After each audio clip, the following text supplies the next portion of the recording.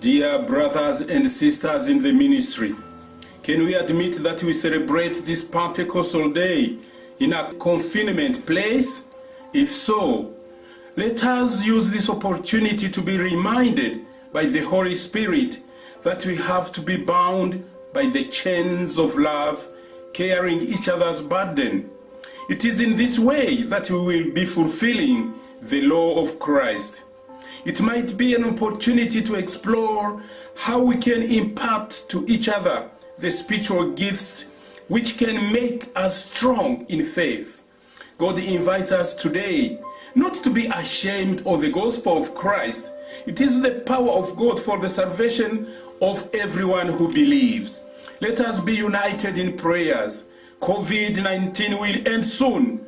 Confinement will end soon. Yes, I believe that very soon people will be set free to go to schools, to churches, to stadiums, to marketplaces, to travel here and there, to return to the usual life we used to have before COVID-19. May God bless you as you celebrate this Pentecostal day.